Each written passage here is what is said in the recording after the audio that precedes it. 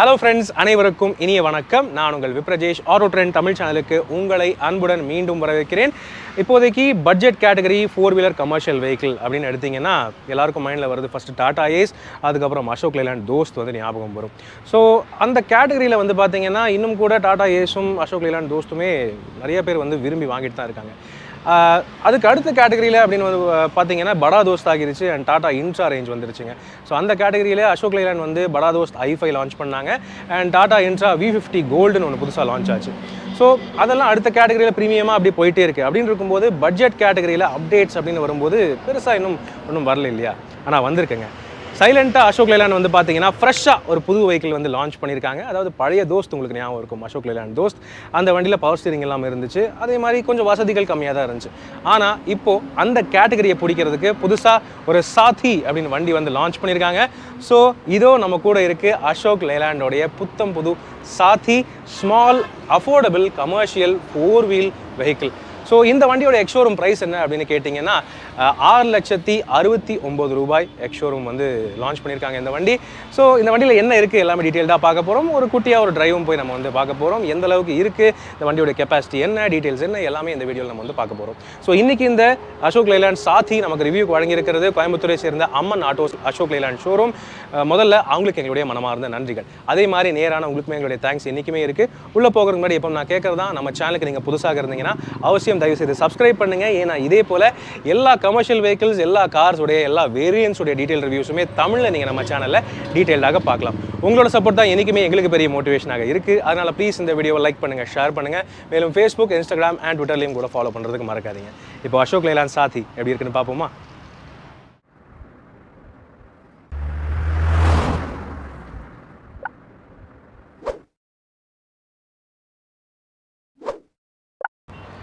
S friends, இதோ அசோக் லேலாண்டோடைய புத்தம் புது சாத்தி, அதாவது சாத்தி மேரே ஹாத்தி அப்படின்னு சொல்கிறாங்க. அதோடைய அர்த்தம் என்னென்னு கேட்டிங்கன்னா சாத்தி என்னுடைய யானை அந்த மாதிரி தான் சொல்கிறாங்க. ஸோ சின்ன யானைக்கு போட்டியாக பெரிய யானை ஒன்று லான்ச் பண்ணியிருக்காங்க அசோக் லேலாண்ட் அப்படின்னு கூட எடுத்துக்கலாம். ஸோ இந்த சாத்தி வந்து பார்த்திங்கன்னா பழைய தோஸ்த் உங்களுக்கு ஞாபகம் இருக்கும் அப்படின்னு நினைக்கிறேன். ஸோ அந்த நான் பவர் ஸ்டீரிங் தோஸ்த்துக்கு பதிலாக இப்போ சாத்திங்கிற மாடல் ஒரு அஃபோர்டபுள் கேட்டகரியில் லான்ச் பண்ணியிருக்காங்க. மோர் ஆர் லெஸ் இது டாடா ஏஸோடைய அதே விலைக்கு வருது. டாடா ஏஸ் டீசல் அந்த சேம் ப்ரைஸ் ரேஞ்சுக்கு தான் வருது. ஆனால் அதை விட அதிகமான சிசி, அதிகமான லோடு கெப்பாசிட்டி, பல பெனிஃபிட்ஸ் இந்த வண்டியில் பெட்டராகவே இருக்குது அப்படின்னு கிளைம் பண்ணுறாங்க. முதல் விஷயம், இந்த வண்டியோடைய லுக்ஸ் அப்படின்னு பார்த்தீங்கன்னா ஆக்சுவலாக டீசெண்டாக இருக்குங்க. என்ன சொல்கிறது, டிப்பிக்கலான அசோக் லேலாண்டோடைய டிசைன் நம்ம வந்து பார்த்துருக்கோம். படா தோஸ்துலேருந்து பழைய தோஸ்துலேருந்து எல்லாமே பார்த்துருக்கோம். ஸோ அதே மாதிரி ஒரு க்ளீனான லுக் தான் வந்து கொடுத்துருக்காங்க. ஃப்ரண்ட் நீங்கள் பார்க்கலாம், இந்த ஹெட்லாம்ப்ஸ் வந்து நம்ம ஏற்கனவே பழைய தோஸ்தில் பார்த்த மாதிரி தான் இருக்குது. ஸோ அந்த ஹெட்லாம்ப்ஸு மேலே இருந்தது இப்போ கீழே இறக்கியிருக்காங்க. ஸோ ஃப்ரண்ட் ஃபேஸே இப்போ வந்து ஒரு மாதிரி வேறு மாதிரி இருக்குது, பார்க்குறதுக்கு நல்லா இருக்குது. கீழே கொடுத்ததுக்கான ரீசன் என்னென்னு பார்த்தீங்கன்னா இன்னும் த்ரோ வந்து இன்னும் பெட்டராக கிடைக்கும், இன்னும் தூரத்துக்கு அடிக்கும். அதே மாதிரி கண்ணில் அடிக்காது, எதிரில் வரவங்களுக்கு கண்ணில் அடிக்கக்கூடாது, அந்த மாதிரி ஒரு டிசைன் நம்ம கொடுத்துருக்காங்க. ஸோ அப்படின்னு ஒரு ரீசனும் நம்ம வந்து எடுத்துக்கலாம். அசோக் லேலாண்ட் அப்படிங்கிற பெரிய போல்டான லோகோ எப்பவும் போல் எல்லா வண்டிக்குமே ஃப்ரண்ட்டில் வருது. கீழே உங்களுக்கு ஃபாக் லேம்புக்கான ப்ரொவிஷன் இருக்கே தவிர நீங்கள் தான் ஆக்சசரிஸில் ஃபாக் லேம்ப் ஃபிட் பண்ணுற மாதிரி இருக்கும். கீழே உங்களுக்கு இந்த இடத்துல கிரில் மாதிரி ஒரு ஃபினிஷும் வந்து கொடுத்துருக்காங்க. பம்பர் ஆக்சுவலாக பம்பர் ஸ்ட்ராங்காகவே இருக்குங்க. ஸோ நல்லா ஸ்ட்ராங்காக இருக்குது. உள்ளே வந்து மெட்டல் ஸ்ட்ரக்சர் இருக்குது, ஆனால் பம்பர் ஃபைபர் தான், ஆனால் உள்ளே மெட்டல் இருக்குது. அதை நீங்கள் ஞாபகம் வச்சுக்கோங்க. ஸோ நல்லா தாங்கும், அதை பற்றி கவலை இல்லைங்க. ஓகே. அண்ட் ஃப்ரண்ட் விண்ட்ஷீல்டுன்னு பார்த்தீங்கன்னா இதையும் எங்கேயோ பார்த்த மாதிரி இருக்குது அப்படிங்கிற மாதிரி தான் தோணுது. ஆனால் நல்ல பெரிய விண்ட்ஷீல்டு, ஸோ நல்ல விசிபிலிட்டி சூப்பராக தான் இருக்கும். அதுதான் என்னோடய எண்ணமாக இருக்குது. அதுக்கு அடுத்தது இங்கே சைடு அப்படின்னு வந்து பார்த்தீங்கன்னா உங்களுக்கு வந்து கேபின், இதுவுமே ரொம்ப ஒரு சிம்பிளான ஒரு டிசைன் தான், பழைய தோஸ்து தான் ஞாபகப்படுத்துது. ஸோ இங்கே நீங்கள் பார்க்கலாம், டோர் வந்து நல்ல பெரிய டோர் தான். உள்ளே ஏறுறவங்களுக்குமே நல்ல பெரிய ஒரு இன்லெட் இருக்குது. இங்கே கால் வச்சுட்டு உள்ளே ஏறுறதுக்கு ஸ்டெப்பும் கொடுத்துருக்காங்க. ஸோ அது வந்து ஓகே. டயர் அப்படின்னு வரும்போது டயர், சஸ்பென்ஷன் அதெல்லாமே வந்து பார்த்தீங்கன்னா இந்த வண்டியை பொறுத்தவரை ஒரு பெரிய ஹைலைட்டாக இருக்குது. டயர் அப்படின்னு பார்த்தீங்கன்னா உங்களுக்கு வந்து 14 இன்ச் டயர் வருது, டியூப்லெஸ் டயர். 14 இன்ச் ஃப்ரண்ட்டில் உங்களுக்கு டிஸ்க் பிரேக்ஸ் வருது. ஸோ பிரேக்கிங் வந்து முன்ன விட பெட்டராகவே இருக்கும் அப்படின்னு தான் சொல்கிறாங்க. மேலும் வந்து 14 இன்ச் வீல் இருக்கிறதுனால கம்ஃபர்ட்டும் நல்லா தான் இருக்கும் அப்படின்னு வந்து கிளைம் பண்ணுறாங்க. சஸ்பென்ஷன் வரும்போது எல்லாமே பேரபோலிக் லீஃப் ஸ்ப்ரிங் தான் வந்து கொடுத்துருக்காங்க. ஸோ இங்கே நீங்கள் உள்ளே பார்க்கலாம், பேரபோலிக் லீஃப் ஸ்ப்ரிங்கு. ஓகேவா, ஃப்ரண்ட்டில் 2 லீஃப் இருக்குது, கூடவே ஷாக் அப்சார்பரும் கொடுத்துருக்காங்க. ஸோ கம்ஃபர்ட்டு சொகுசுக்கு இவங்க வந்து ஃப்ரண்ட்டுக்கு ப்ரையாரிட்டி கொடுத்துருக்காங்க. அது வந்து கவனிக்க வேண்டிய விஷயம். வண்டியோடைய மொத்தமான நீளம் எவ்வளவு அப்படின்னு கேட்டிங்கன்னா 13 அடி கிட்ட வருதுங்க. ஸோ 13 ஃபீட்டு அப்படின்னு எடுத்துக்கலாம். வண்டி ஆக்சுவலாக நேரில் பார்க்குறதுக்கு பெருசாக தான் இருக்குது, ஒன்றும் பெரிய கவலை இல்லை. ஆனால் வந்து ஊருக்குள்ளே ஓட்டுறதுக்கு ரொம்ப காம்பேக்டாக வசதியாக இருக்கும் அப்படின்னு தான் வந்து கிளைம் பண்ணுறாங்க. மெயினாக இப்போ லோடிங் கெப்பாசிட்டி இந்த பெட்டோடைய நீளம் எவ்வளோ அப்படின்னு கேட்டிங்கன்னா 8.2 ஃபீட் 8.25 அடி அப்படின்னு சொல்கிறாங்க. அண்ட் பேலோட கெப்பாசிட்டின்னு பார்த்தீங்கன்னா 1120 கிலோ பேலோட கெப்பாசிட்டி. அதாவது இந்த கேட்டகரியில் மீதி இந்த டாடா ஏஸு சூப்ரோ இதெல்லாம் கம்பேர் பண்ணும்போது இது இருக்கிறதுலே அதிகம் அப்படின்னு தான் வந்து கிளைம் பண்ணுறாங்க. ஸோ அது ஒரு பெரிய அட்வான்டேஜாக இருக்குங்க. ஸோ அதிகமான பேலோட கெப்பாசிட்டி அப்படின்னு இருக்கும்போது பின்னாடியும் உங்களுக்கு டயர் அண்ட் சஸ்பென்ஷன் அதெல்லாம் அதுக்கேற்ற மாதிரி தான் கொடுத்துருக்காங்க. பின்னாடியும் 14 இன்ச் டியூப்லெஸ் டயர் உங்களால் பார்க்க முடியும். டயருடைய சைஸ்ன்னு பார்த்தீங்கன்னா 165 R14 LT அதுதான் டயருடைய சைஸு. பின்னாடி லீஃப் இருக்குது, கூடவே ஷாக் அப்சார்பரும் உங்களால் பார்க்க முடியும். ஸோ 3 லீஃப் வந்து கொடுத்துருக்காங்க. லோடு வந்து நல்லாவே தாங்கும் அப்படின்னு தான் எதிர்பார்க்கப்படுதுங்க. ஓகே, நார்மலாக ஃபேக்ட்ரியிலேருந்து வரக்கூடிய சாத்திக்கு வந்து பார்த்தீங்கன்னா இந்த லோடெக் பாடி மட்டும்தான் வருது, இந்த ஃப்ளாட் பெட் மட்டும்தான். ஆனால் நீங்கள் வேணும்னா ஃபேக்ட்ரியிலேருந்தே ஹைடெக் ஆப்ஷன் பண்ணிக்கலாம். மேல் வரைக்கும் பாடி இருக்கும் இல்லையா, அந்த பாடி கூட நீங்கள் ஆப்ஷன் பண்ணிக்கலாம். அது கூட ஃபேக்ட்ரியிலேருந்தே ப்ரொவைட் பண்ணுவோம் அப்படின்னு தான் சொல்கிறாங்க அசோக் லைலாண்ட். பின்னாடி வந்து பார்த்தீங்கன்னா உங்களுக்கு அசோக் லைலாண்ட் அப்படிங்கிற போல்டான பிராண்டிங் பார்க்க முடியும். அண்ட் 3 பார்க்கிங் சென்சார்ஸ் இருக்கிறது உங்களால் கவனிக்க முடியும். லெஃப்ட் சைடில் ஒன்று, ரைட் சைடில் ஒன்று அண்ட் சென்டரில் அப்படின்னு சொல்லிட்டு 3 பார்க்கிங் சென்சர் இருக்குது. நார்மலான tail lamps, halogen tail lamps தான் கொடுத்துருக்காங்க. அது வந்து ஓகே. ஸ்டெப்னின்னு பார்த்தீங்கன்னா பாடிக்கு அடியில் இருக்குது. ஸோ அதுவுமே வந்து ஒரு ஃபுல் சைஸ் 14 இன்ச் ஸ்டெப்னியாக தான் கொடுக்குறாங்க. அதுவும் வந்து ஒரு நல்ல விஷயம். கீழே நீங்கள் பார்க்கலாம், எதுக்கும் ஒரு தடவை இந்த ஆக்சல், ரியர் வீல் டிரைவ், இந்த ஆக்சல் எல்லாம் நீங்கள் பார்த்துக்கலாம். ரியர் சஸ்பென்ஷன் உங்களால் பார்க்க முடியும். ஸோ இந்த செக்மெண்ட்டில் எனக்கு தெரிஞ்சு இது ஒரு நல்ல போர்ட்டன்ட்டான ஒரு வண்டியாக இருக்கும்னு நான் நினைக்கிறேன். இந்த வண்டியோடைய கிளச்சோடைய டயமீட்டர் வந்து பார்த்தீங்கன்னா முன்ன விட அப்கிரேட் பண்ணியிருக்காங்க அப்படின்னு சொல்கிறாங்க. 310 mm கிளச்சோடைய டயமீட்டர், டிஸ்கோட டயமீட்டர் அப்படின்னு சொல்கிறாங்க. ஸோ அது வந்து அப்கிரேட் பண்ணியிருக்காங்க. காரணம் என்ன அப்படின்னு கேட்டிங்கன்னா, மலையில் ஏறும்போதும் உங்களுக்கு வந்து வசதியாக இருக்கணும், நல்ல பிக்கப்பும் இருக்கணும், அதே சமயம் ரிலையபிளாகவும் இருக்கணும், கம்ப்ளைண்ட் எதுவும் வரக்கூடாது. அதுக்காக தான் மெயினாக ஃபோக்கஸ் பண்ணியிருக்காங்க அப்படின்னு சொல்கிறாங்க. ஸோ என்ஜின் கெப்பாசிட்டி அடுத்தது அதை பற்றி பேசும்போது 1500 cc இந்த செக்மெண்ட்டில் வந்து பார்த்தீங்கன்னா இதுதான் இருக்கிறதுலே அதிகம் என்ஜின் கெப்பாசிட்டி தரக்கூடிய வண்டிங்க. 1.5 லிட்டர் 3 சிலிண்டர் டீசல் என்ஜின் இருக்குங்க. ஸோ 1500 சிசின்னு இருக்கும்போது நல்ல டார்க்கும் நல்ல பிக்கப்பும் உங்களுக்கு எப்பவுமே கிடச்சிட்டே இருக்கும் அப்படின்னு தான் சொல்கிறாங்க. 45 ஹார்ஸ் பவர் இந்த என்ஜின் வந்து ப்ரொடியூஸ் பண்ணுது. டார்க்குன்னு பார்த்தீங்கன்னா 110 நியூட்டன் மேக்ஸிமம் டார்க் ப்ரொடியூஸ் பண்ணுதுங்க. 5 ஸ்பீடு மேனுவல் கியர் பாக்ஸ் தரக்கூடிய வண்டி இந்த ப்ரைஸ் கேட்டகரியில். ஸோ அதுவும் வந்து ஒரு குறிப்பிடத்தக்க விஷயமா இருக்குங்க. அதிகபட்ச மைலேஜ் அப்படின்னு வந்து பார்த்தீங்கன்னா எப்படியும் வந்து ஒரு 18-19 வரைக்குமே கிடைக்கும் அப்படின்னு வந்து தைரியமாக கிளைம் பண்ணுறாங்க. ஸோ அதுவும் ஒரு பெரிய ப்ளஸ்ஸாக இருக்குது இந்த சாத்தியை பொறுத்தவரை.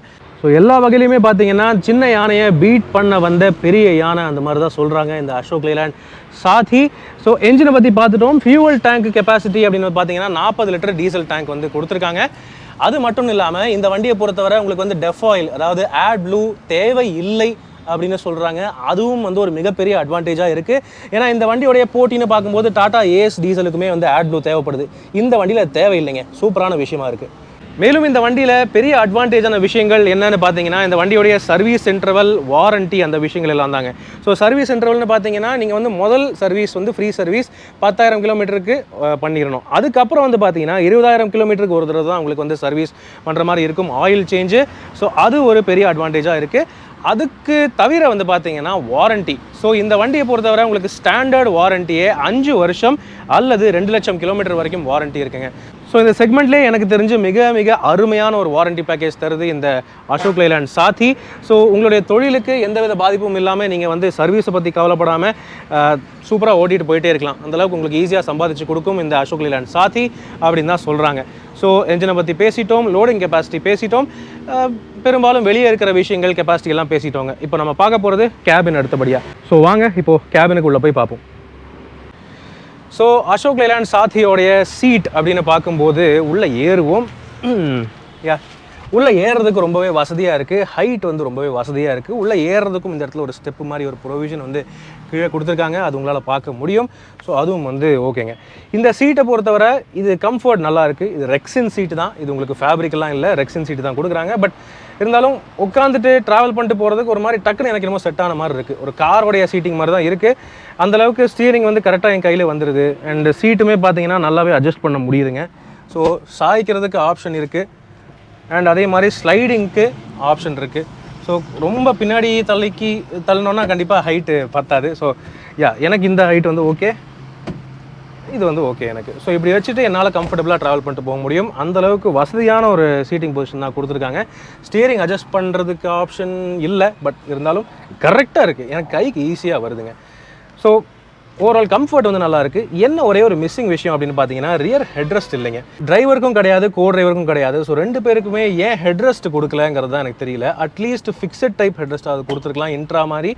ஆனால் இவங்க வந்து மொட்டையாக சீட்டை மட்டும் அப்படியே வச்சிருக்காங்க. காரணம் என்னன்னு எனக்கு தெரியலைங்க. பட் எனிவே உள்ள மீதியெல்லாம் நல்லா இருக்குன்னு நினைக்கிறேன். ஸோ இதுதான் இந்த அசோக் லைலாண்ட் சாத்தியோடைய டேஷ்போர்ட் டிசைன்.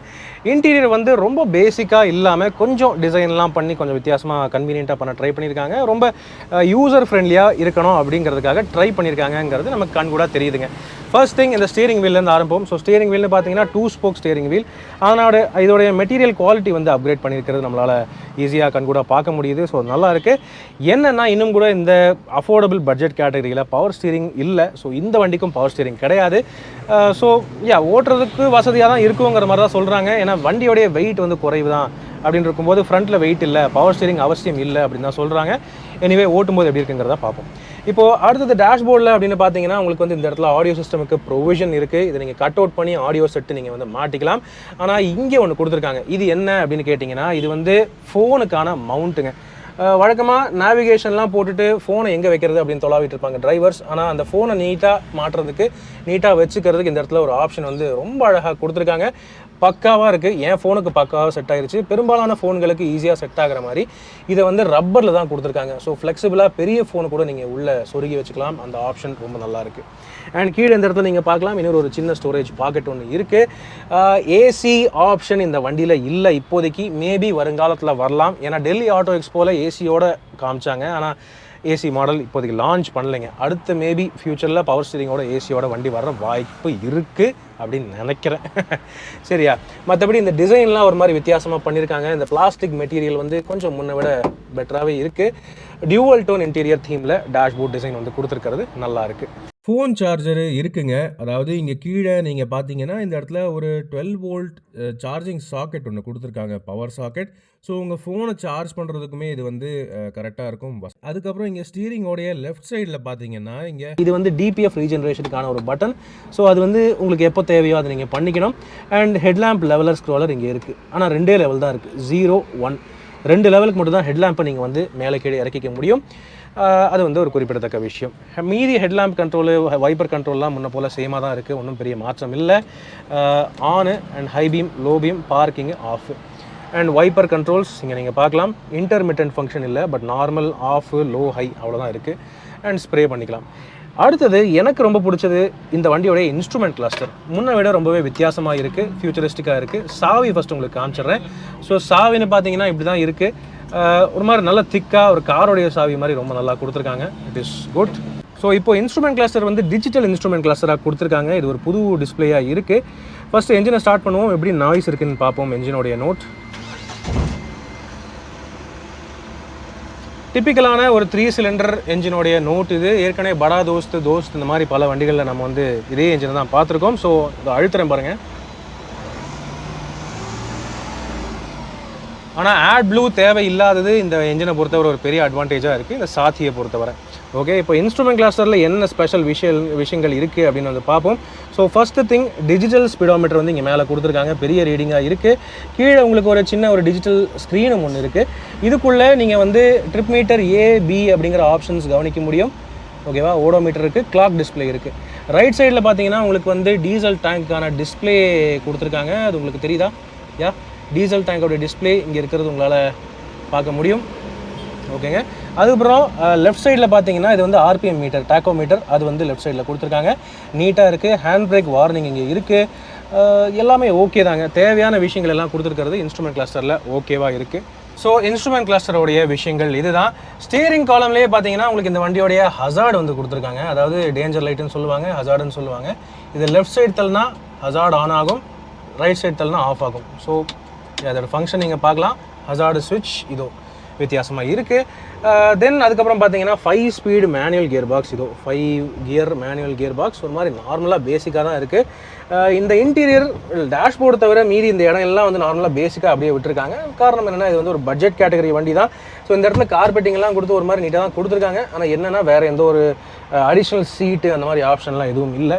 பட் இந்த இடத்துல கண்டிப்பாக வந்து ஆஃப்டர் மார்க்கெட்டில் சீட் ஒன்று ஃபிட் பண்ணி பல பேர் வந்து ட்ராவல் பண்ணுவாங்க. ஆனால் இதுக்கு கீழே தான் என்ஜின் இருக்குது, இதுக்கு கீழே தான் கியர் பாக்ஸும் இருக்குது, அது நீங்கள் ஞாபகம் வச்சுக்கணும். ஓகே, தென் சீட்டுக்கு பின்னாடி பார்த்தீங்கன்னா இந்த வண்டியோடைய மீதி எலக்ட்ரானிக் விஷயங்கள் எல்லாம் இருக்குங்க. அதாவது இதோ நீங்கள் பார்க்கலாம், இந்த வண்டியோடைய ECU எல்லாம் இங்கே தான் இருக்குது. தென் இங்கே பார்த்தீங்கன்னா இந்த சேஃப்டி வார்னிங் ட்ரையாங்கிள் ஒன்று கொடுத்துருக்காங்க. அண்டு இது வந்து ஜாக்கோடைய ராடுங்க. இந்த ராடு இங்கே தான் இருக்குது பாருங்கள். ஸோ அதுவும் வந்து உண்டு. பின்னாடி ஜாக்கு இங்கே சீட்டுக்கு பின்னாடி இருக்குது. டிரைவர் சீட்டுக்கு பின்னாடி ஜாக் வச்சுருக்காங்க. அது ஒரு கவனிக்க வேண்டிய விஷயம். சீட் பெல்ட்னு பார்த்தீங்கன்னா ஸ்டாட்டிக் சீட் பெல்ட் வந்து கோ டிரைவருக்கு ஸ்டாட்டிக் சீட் பெல்ட் தான், இழுத்தா திரும்ப பின்னாடி உள்ளே போகாது. ஆனால் டிரைவர் சைடுக்கு மட்டும் நார்மலாக அந்த இழுத்தா உள்ளே போகிற மாதிரி சீட் பெல்ட் வந்து 3 பாயிண்ட் சீட் பெல்ட் ஒன்று கொடுத்துருக்காங்க. So seat belt safety and adjustable headrest சேஃப்டியெல்லாம் கொஞ்சம் காம்ப்ரமைஸ் பண்ணியிருக்கிறது நமக்கு வந்து தெரியுது. ஸோ இருந்தாலும் பரவாயில்லைங்க. டிரைவர் சைடுக்கு மட்டும் இந்த இடத்துல ஒரு வைசர் வந்து வச்சுருக்காங்க, சன் வைசர் மறைக்கிறதுக்கு. கோ டிரைவர் சைடுக்கு அது கிடையாது. மிரர் வந்து பரவாயில்ல, ஓரளவுக்கு நல்ல அகலமாக தான் இருக்குது. பின்னாடி இந்த கிளாஸை வந்து நீங்கள் ஸ்லைடு ஓப்பன் பண்ணிக்கலாம். ஸோ அந்த வசதியும் கொடுத்துருக்காங்க. ஓகே, அதுவும் உண்டு. அண்ட் உள்ளே ஏறும்போது பிடிச்சிக்கிறதுக்கு கோ டிரைவருக்கு மட்டும் ஹேண்டில் இருக்குது அங்கே ஏ பில்லரில். ஆனால் டிரைவர் சைடுக்கு ஹேண்டில் கைப்பிடி கொடுக்கல, ஏன்னு தெரியல. தென் டோர் பேடுன்னு பார்த்தீங்கன்னா அது வந்து ரொம்ப சிம்பிளாக பேசிக்காக தான் விட்டுருக்காங்க. இது வந்து மேனுவல் விண்டோஸ் தான். டோரில் எந்த வித பாக்கெட் அந்த மாதிரி ஸ்டோரேஜுக்கு ஆப்ஷன் எதுவும் கொடுக்கல. ஒரு ஹேண்டில், ஒரு மிரர் கண்ட்ரோல், ஒரு டோர் லாக், அவ்வளோதாங்க. ரொம்ப சிம்பிள். டோர் லாக் அங்கே இருக்குது. ஓகேவா? ஸோ ரொம்ப சிம்பிளான ஒரு டோர் டிசைன் தான். மற்றபடி வேறு எந்த வகையிலையுமே டிசைன்லேயோ அந்த ப்ரீமியமான குவாலிட்டி, ப்ரீமியமான ஃபினிஷ்லாம் எதுவுமே வந்து ஃபோக்கஸ் பண்ணல. தேவையான விஷயங்கள் கொடுத்தா போதும், அந்த மாதிரி தான் விட்டு வச்சுருக்காங்க. தென் ஸ்டோரேஜ் அப்படின்னு பார்த்தீங்கன்னா இங்கே டேஷ்போர்டு க்ளவ் பாக்ஸ் இருக்குங்க. இதை நீங்கள் லாக் பண்ணிக்கலாம், லாக்கோட ஆப்ஷன் இருக்குது. ஸோ இதோட கெப்பாசிட்டி பார்த்தீங்கன்னா ஓரளவுக்கு நல்லா பெருசாக தான் இருக்குது. ஸோ நிறைய ஐட்டம் உள்ளே வச்சுக்கலாம், பிரச்சனை இல்லை. ஓகே, ஸோ இதுதான் இந்த அசோக் லேலாண்ட் சாத்தியோடைய இன்டீரியர் ஃபீச்சர்ஸ். இப்போ வாங்க நம்ம இந்த வண்டியை ஓட்டி பார்ப்போம், ரோட்டில் ஓட்டுறதுக்கு எப்படி இருக்குங்கிறத பார்த்துருவோம். எஸ், வாங்க இந்த அசோக் லேலாண்ட் சாத்தியை ஃபஸ்ட்டு ஓட்டி பார்த்துருவோம். அதாவது என்னென்னா கேபின்லாம் நல்லா இருக்குது. என்னென்னா பவர் ஸ்டீரிங் கொடுக்கவில்லை. ஸோ கொஞ்சம் அந்த ஸ்லோ ஸ்பீடில் வந்து திருப்பும்போது யூட்டர்ன்லாம் போடும்போதுனா பிடிச்சி நீங்கள் ஜிம்முக்கு போய் ஒர்க் அவுட் பண்ணுற மாதிரி தான் இருக்கும் இந்த ஃபீல்.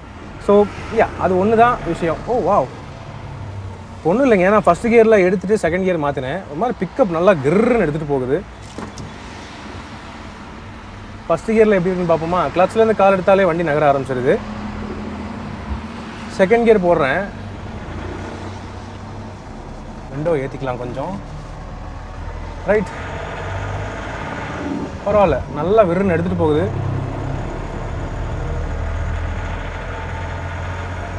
டிப்பிக்கல் அந்த 3 சிலிண்டர் என்ஜினோடைய நாய்ஸ் வந்து இருக்குது, அது ஒன்றும் பண்ண முடியாது. ஆனால் பிக்கப் பரவாயில்லைங்க, நல்லாவே இருக்குங்க. 40, 45 4வது கியர்.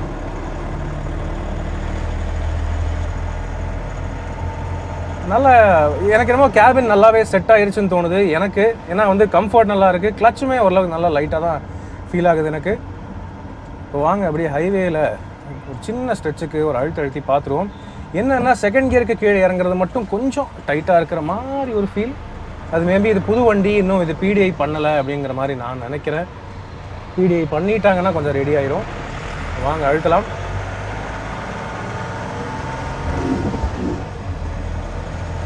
பரவாயில்லைங்க, நல்லா தான் இருக்குது. 40, 45, 50, 55, 60.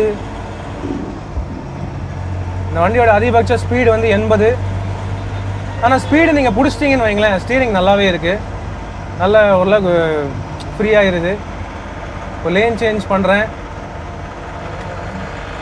பரவாயில்ல, ஓரளவுக்கு கார் மாதிரியே ஓட்ட முடியுதுங்க. ஒரு பெரிய SUV ஓட்டுற ஒரு feel. 79 and 80 top speed. So நம்ம இப்போ டாப் ஸ்பீடில் போயிட்டுருக்கோம். ஒரு ஃபுல் டே இந்த டாப் ஸ்பீடில் உட்காந்துட்டு நீங்கள் 80லேயே பிடிச்சிட்டு போனாலுமே எனக்கு தெரிஞ்சு ஒன்றும் சிரமமாக இருக்காது. ஏன்னா நல்ல கம்ஃபர்ட் இருக்குது, நல்லாவும் இருக்குது. என்ஜின் ரெஸ்பான்ஸ் நல்லா இருக்குது. இந்த ஸ்பீடில் என்ஜின் பெருசாக நாய்ஸ் தெரியறதில்ல. பிரேக் எப்படி இருக்குன்னு பார்ப்போமா? லைட்டாக அப்படியே பிரேக் பண்ணுவோம். பிரேக் பரவாயில்லைங்க, ஓகே. கொஞ்சம் ஒரு மாதிரி வுடன் ஃபீல் இருக்குது, பட் இருந்தாலும் ஓகே. எனக்கு தெரிஞ்சு ஒரு பிக்கப்புக்கு ரொம்ப எல்லாம் கார் மாதிரிலாம் எதிர்பார்க்கக்கூடாது. ஆனால் இது ரொம்ப ஹேண்டியாக இருக்குன்னு ஈஸியாக சொல்லலாம். கியர் தான் கொஞ்சம் டைட்டாக இருக்குது. இப்போ யூ டர்ன் போடுவோம். யூ டர்ன் போடும்போது எப்படி இருக்குது ஸ்டேரிங்கோடைய ரெஸ்பான்ஸ்னு பார்ப்போம். ஸோ ஓவரால் ஒரு பாசிட்டிவ் ஃபீல் தான் எனக்கு வந்து கிடைக்குது வண்டியை பொறுத்தவரை. வெல், பவர் ஸ்டீரிங் இல்லாமல் ஓட்டினவங்களுக்கு இது வந்து ஏற்கனவே பழகின ஒரு விஷயமாக தான் இருக்கும். ஆனால் எனக்கு இது ரொம்ப கஷ்டமாக இருக்குதுங்க. இது பவர் ஸ்டீரிங் ஆப்ஷன் ஒரு அட்லீஸ்ட் ஒரு புது வேரியண்ட்டாக ஒரு பவர் ஸ்டீரிங் வேரியண்ட் ஒன்று விட்டு ஏசி மாடல் ஒன்று டாப் அண்ட் மாடல் ஒன்று விட்டாங்கன்னா நச்சுன்னு இருக்கும். இப்போ பார்த்தீங்கன்னா திரும்ப ஆட்டோமேட்டிக்காகவே ஒரு 90% திரும்ப ஸ்டேரிங் வந்து உங்களுக்கு எடுத்து கொடுத்துருது. திரும்ப யூ டர்ன் போட்டுட்டு நல்லா இருக்குது பிக்கப்.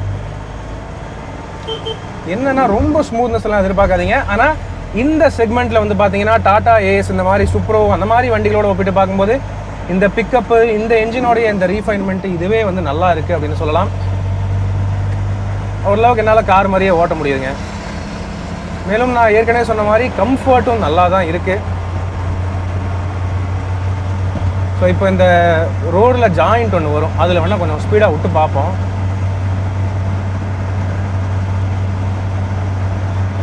I feel okay. ஏன்னா விசிபிலிட்டியும் நல்லா இருக்குது. ஃபோன் வைக்கிறதுக்கு நீட்டாக ஒரு ஸ்லாட் ஒன்று வச்சுருக்காங்க. எனக்கு சார்ஜரும் கொடுத்துருக்காங்க. இந்த ஜாயிண்ட் வருது பாருங்கள். இப்போது அதான் சொன்னேன் இல்லையா, கம்ஃபர்ட் வந்து பரவாயில்ல, ரொம்ப நல்லா தான் டியூன் பண்ணியிருக்காங்க. ஃப்ரண்ட்டில் உங்களுக்கு 2 லீஃப் ஸ்ப்ரிங் வருது. ஸோ ஷாக் அப்சார்பரும் பின்னாலேயும் கொடுத்துருக்காங்க, முன்னாலேயும் கொடுத்துருக்காங்க. எனக்கு தெரிஞ்ச கம்ஃபர்ட்டும் நல்லா இருக்குது அப்படின்னு தான் சொல்ல முடியும்.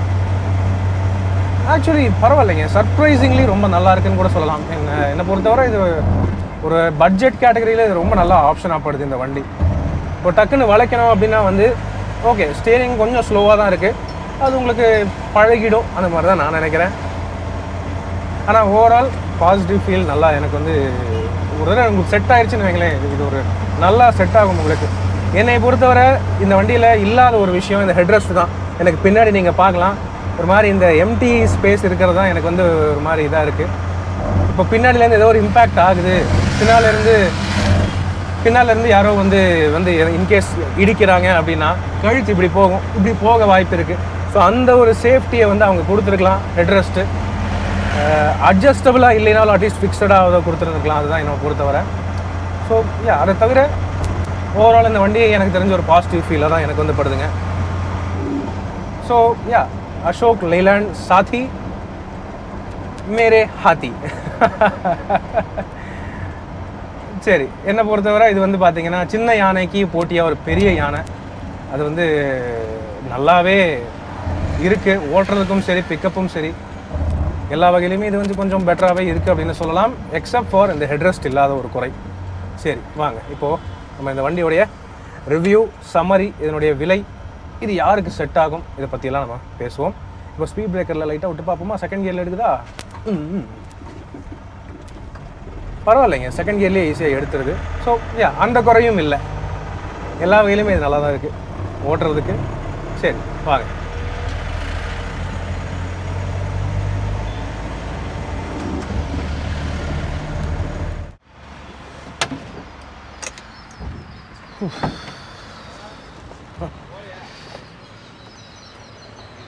ஸோ ஃப்ரெண்ட்ஸ், அசோக் லேலாண்டோடைய புது சாத்தி மேரே ஹாத்தி.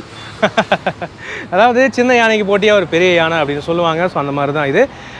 இந்த ப்ரைஸில் இந்த வண்டியில் எனக்கு தெரிஞ்சு நல்ல சிசி கெப்பாசிட்டி, நல்ல லோட் கெப்பாசிட்டி, நல்ல டீசெண்டான கம்ஃபர்ட் எல்லாத்தோட ஓரளவுக்கு நல்லாவே கொடுத்துருக்காங்க இந்த பேக்கேஜ். ஸோ அசோக் லேலாண்ட் சாத்தி இது யாருக்கு செட் ஆகும் அப்படின்னு கேட்டிங்கன்னா, இப்போ வந்து தொழில் ஆரம்பிக்கிறாங்க, புதுசாக இந்த லாஜிஸ்டிக்ஸ் டிரான்ஸ்போர்ட் பிஸ்னஸ் வந்து துவங்குறாங்க, முதல் படி எடுத்து வைக்கிறாங்க, முதல் வண்டி வாங்குறாங்கன்னா டாடா ஏஸுக்கு பதிலாக இது நீங்கள் கன்சிடர் பண்ணலாம். ஏன்னா என்ஜின் சிசி கெப்பாசிட்டி அதிகமாக இருக்குது. அதனால நீங்கள் வந்து இதுக்கு மேலே ஹைடெக் கட்டி ஏசி கண்டெய்னர் கட்டி ஐஸ்கிரீம் பிஸ்னஸ் பண்ணுறதுனாலும் சரி, அதுவும் நீங்கள் பண்ணலாம். ஸோ இந்த என்ஜினுக்கு கெப்பாசிட்டி இருக்குங்கிறதுனால நீங்கள் தாராளமாக அந்த ஏசி எல்லாம் போட்டு அந்த மாதிரி லோடு கூட நீங்கள் ஏற்றிட்டு போகலாம். மீன் லோடு எடுத்துகிட்டு போகலாம், பால் லோடு கூட ஏற்றிட்டு போகலாம். அந்த மாதிரி ஆப்ஷன்ஸும் இருக்குது. அல்லது உங்கள் டிரான்ஸ்போர்ட்டில் வந்து ஏற்கனவே 10-15 வண்டி இருக்குது, அதில் இன்னொரு ஊருக்குள்ளே கன்வீனியண்ட்டாக ஓட்டுறதுக்கு நல்ல மைலேஜ் தரக்கூடிய ஒரு சின்ன வண்டி வேணும் அஃபோர்டபுளாக அப்படின்னா உங்களுக்கும் இந்த வண்டி வந்து நல்லா செட் ஆகும். காய்கறி லோட்லேருந்து தண்ணி கேன் லோடு எல்லாமே ஏற்றிட்டு போகிறதுக்கு இது நீட்டாக இருக்கும். ஊருக்குள்ளே ஓடுறதுக்குமே ரொம்பவே நீட்டாக இருக்கும்னு வந்து உறுதியாக சொல்லலாம்.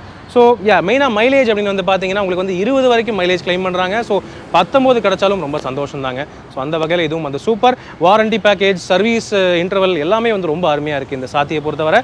ஸோ உண்மையாகவே உங்களுக்கான ஒரு பக்காவான துணை. இந்த சாத்தியோடைய அர்த்தம் என்னென்னு பார்த்தீங்கன்னா துணை. ஸோ உங்களுடைய தொழிலுக்கான ப்ராப்பரான துணையாக இருக்கும் இந்த சாத்தி அப்படின்னு நான் நினைக்கிறேன். இந்த வண்டியோடைய ஆன் ரோட் ப்ரைஸிங் நீங்கள் மேலே ஸ்க்ரீனில் பார்க்கலாம். நீங்கள் அம்மன் ஆட்டோஸ் அசோக் லேலாண்ட் அவங்கள வந்து தாராளமாக நீங்கள் தொடர்பு கொள்ளலாம். இன்றைக்கி இந்த வண்டி நமக்கு ரிவ்யூக்கு வழங்கியிருக்கிறது அவங்க தான். ஸோ அம்மன் ஆட்டோஸ் அசோக் லேலாண்ட் ஷோரூமுக்கு மனமார்ந்த நன்றிகள். அவங்களுடைய காண்டாக்ட் நம்பர் மேலே ஸ்க்ரீனில் பார்க்கலாம். ரைட், வேறு என்ன டவுட்னாலும் நீங்கள் அவங்களை கேட்கலாங்க. ஸோ இப்போதைக்கு உங்களிடமிருந்து விடைபெறுவது அன்புடன் விப்ரஜேஷ். மேலும் பல வீடியோக்களில் சந்திப்போம். நன்றி, வணக்கம்.